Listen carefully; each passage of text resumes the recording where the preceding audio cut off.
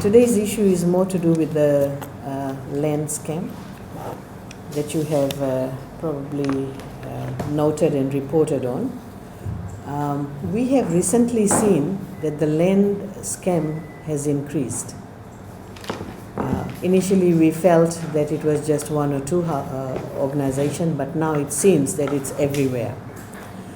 The recent scam that was reported to FICAC was related to Ministry of Housing. Ministry of Housing, we had a staff who's no longer reporting to work, but this particular staff, and we also believe there could be some former staff as well who were involved in this scam, they went around giving letters to individuals who could build their homes in certain settlement, but they only did that by taking money as well. So they were involved in this corruption or corrupt practices, and corruption is a phenomenon that involves two parties. One is the bribe giver and the other one is bribe taker. So we are very concerned. We don't know to what extent this has happened. What is the extent of this problem? How many people have got or received letters from the staff at Ministry of Housing? And how much money did they pay? But the recent reports we have, people have paid between $150 to $5,000. But it could be more. And they are, of course, individuals who are not coming forward to say that I have paid. We have looked at the letters. There are certain letters, we find that it was undated, and the former director of Housing's names were used. The letter was done in such a way that first part of the letter had all the content, but the second part only had the signature, and the signature was photocopied. So these are the issues with the Ministry of Housing that we are trying to deal with. But again, I also want to tell the public or inform the public that this is corruption. You cannot be paying money to a staff of a ministry to get a place to build your home. This is not how it works. As you pay your electricity bill or water bill, where do you go? Either you go to the institutions or you pay online, the account number. Then how come when it comes to a land deal, you're dealing with the staff in secret places, exchanging money, and then pleading innocent? That, I didn't know. Obviously, if you have to pay the money, then you need to come to the Ministry of Housing, and Ministry of Housing will issue you a receipt. Now, most of them are saying that we have paid the money, but they don't have a receipt to prove that.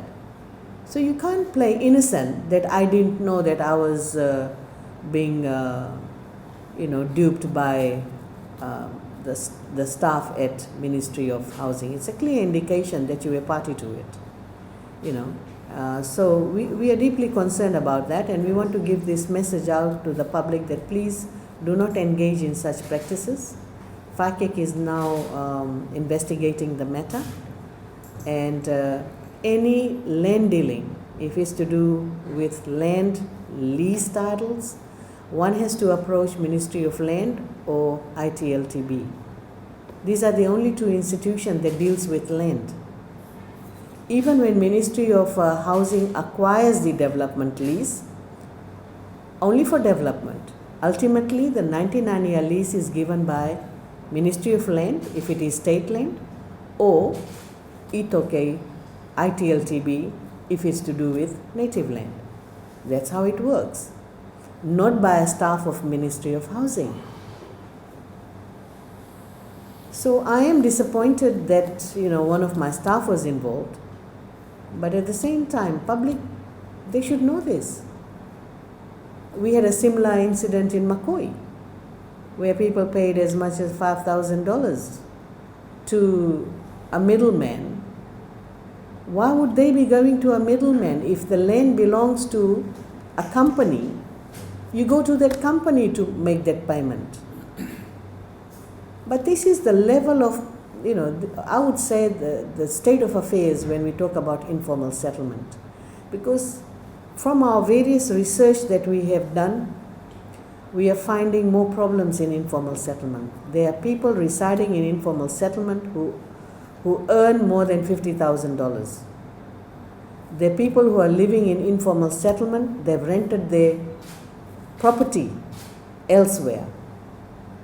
Also, there are people who have built houses in informal settlement, number of flats, they've rented it out, but they're not living there, they're living elsewhere. And these are all documented evidence that we have. And we have to control this problem. We would like to help people who are really vulnerable, genuine people who need homes. But because of such scam, greediness have come in. They simply think that government will upgrade the informal settlement and give them land for free. So we have to control such practice within the informal settlement. We want to help the most poor with high subsidy. But surely people who can afford, or who already have properties, or they have land elsewhere, they need to move out and build their own homes. Right? So just want to say that Ministry of Housing and Community Development, we are now reviewing the policy on lot allotment in an informal settlement. So in other words, when we upgrade the informal settlement, how do we decide, or how do we give the lots to individuals? So the whole policy is under review at the moment. And we will be conducting public consultation on this new policy. We want to get people's view on this policy before the policy is adopted and implemented. So that's all I wanted to share with you today.